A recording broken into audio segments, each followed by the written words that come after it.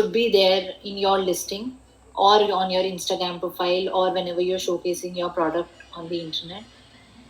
The first is a studio shot. It is must. This picture is by Paper Melon. This is a very good example. The lifestyle photo of a model. She's labeled Raslila. That's a linen shirt, and she's actually shown what sort of fit it is, and because sometimes what happens, we buy a shirt and we don't realize it's gonna be so loose, especially with the boxer fits these days, and all these new trends coming up. So she's put it. I mean, it's very clear. Okay, whatever I'm going to get, it's not going to be a fitted shirt. It is going to be a loose shirt, and it's going to fit like this.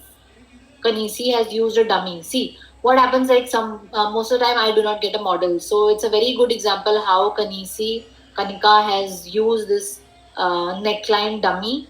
You can get these dummies on Amazon and invest in those. If you are selling accessories, you get it for years also, hands, fingers, everything. And if a model is not approachable, this is a very good way of showing how it's going to come up to your neck.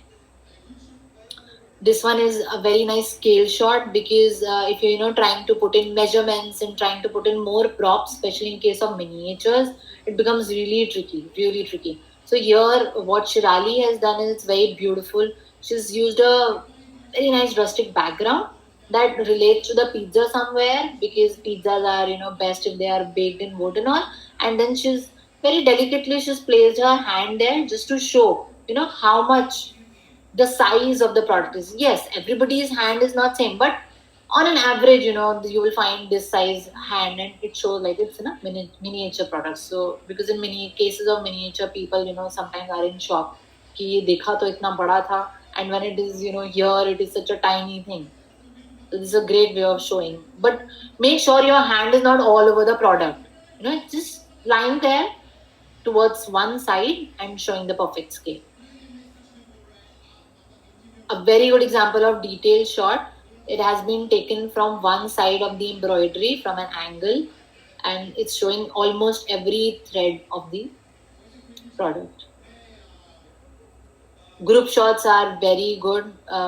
They actually show, when you are going to be actually in a party, how so many similar products are going to look like together. So Dreams by the River has so many examples of group shots. I think almost all our listings have a group shot. So do try to put in a group shot. They help you in variations also. They help you in selling in bunches also, because especially these days when we are falling in short of shipping is being really critical for all of us. So what we can do is we can group in a lot of things. We have, like, supposedly if you're selling jewelry, so instead of just selling um, an earring, try to make a set out of earring and putting a necklace together and putting in a ring together and taking a group shot and selling it as a package. Do show your packaging shots. They make a lot of difference because people buy. Right now what's happening is people are buying and sending to the end consumer directly. They are not keeping it for themselves, and mostly on Etsy it's gifting, and the season for gifting is also already started. The shopping is already started. So packaging shot, how you are going to send it, what emotions are you going to add to the product are really nice. This beautiful picture is by Little Red Nook, and it's in a about section. So there's no way you can miss it. I try to put in. I have put in my process short how